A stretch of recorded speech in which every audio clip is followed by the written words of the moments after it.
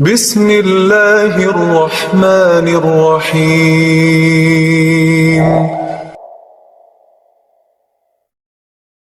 Kita masuk teman-teman ke fadilah azan. Azan kita tahu karena Bilal menjadi muadzin. Dan ini punya fadilah. Dengarkan baik-baik teman-teman sekalian. Orang yang jadi muadzin, dia akan mendapatkan pahala yang sangat besar. Karena semua orang yang sholat bersamanya dia panen pahalanya. Hadis Bukhari Muslim menyebutkan masalah itu. Kata Nabi SAW, "Lo ya'lamun nasu ma fin nida'i was saffil awal la atau thumma lam yajidu illa an yustahamu alaih lastahamu." Hadis Bukhari Muslim. Kalau seandainya manusia mengetahui pahala yang dijanjikan di azan dan saf pertama, maksudnya azan adalah menjadi muazzin atau menjawab azan muazzin atau menjawab solat pada saat muazzin kumandangkan. Semua kembali kepada muazzinnya. Kemudian mereka tidak dapat kecuali harus bersaing untuk menjadi muazzin atau berada di saf pertama, maka pasti mereka akan bersaing. Dalam hadis riwayat Nasai dikatakan, kata Nabi SAW, "Walahu mithl ajr man shalla ma'ah." Dan muadzin akan mendapatkan seluruh pahala orang yang sholat bersamanya.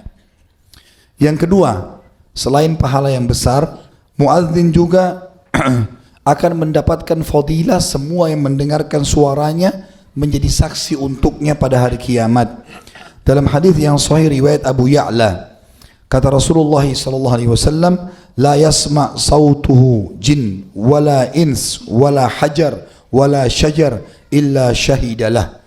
Tidak ada sesuatu pun yang mendengarkan suara muadzin dari jin, manusia, batu, pohon, kecuali semuanya akan menjadi saksi untuknya. Dalam hadis sahih yang lain diriwayatkan Ibnu Khuzaimah, kata Rasulullah SAW, "La yasma' sautuhu syajarun wala madarun wala hajarun wala jinnun wala ins illa syahidalahu."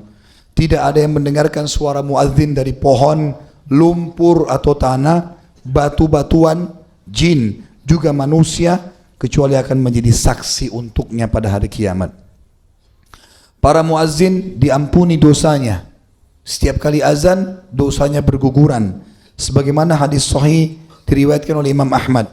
Kata Rasulullah SAW, "Al-muadzinu yukfar lahu bimaddi sautihi wa yashhad lahu kullu ratbin wa yabis." Setiap muadzin pasti diampuni semua dosa-dosanya sejauh suaranya bisa terdengar, dan semua yang mendengarkan suaranya akan jadi saksi, baik itu benda basah ataupun benda kering. Yang keempat, orang yang jadi muadzin, kalau sudah dinobatkan jadi muadzin, orangnya langsung secara otomatis dalam Islam bisa dipercaya. Sebagaimana sabda Nabi SAW, riwayat Abu Daud dan Tirmidzi, "Al-imamu dhamin wal muadzinu mu'taman. Allahumma arshidil a'immah waghfir lil muadzinin." Sesungguhnya imam itu dijamin hidupnya, disuruh jamin oleh Nabi SAW, dan para muadzin terpercaya atau dipercaya. Ya Allah, pandulah selalu imam-imam kami dan ampunilah para muadzin kami. Yang kelima, syaitan lari pada saat mendengarkan suara azannya. Dan ini luar biasa, siapapun dia jadi muadzin, maka syaitan akan lari. Dalam hadis Bukhari Muslim, Rasulullah SAW bersabda, "Idza nudiya lis-salati adbara syaitan walahu duratun hatta la yasma'u ta'zin." Sesungguhnya kalau azan dikumandangkan, maka semua syaitan lari dan dia mengeluarkan kentutnya sampai dia tidak mendengarkan azan. Artinya karena takutnya dia lari sampai dia mengeluarkan angin, kemudian dia lari sampai suara azan gak kedengaran.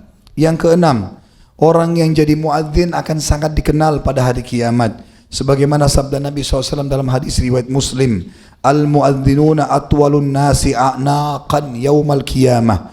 Sesungguhnya para muadzin adalah orang-orang yang paling tinggi lehernya pada hari kiamat.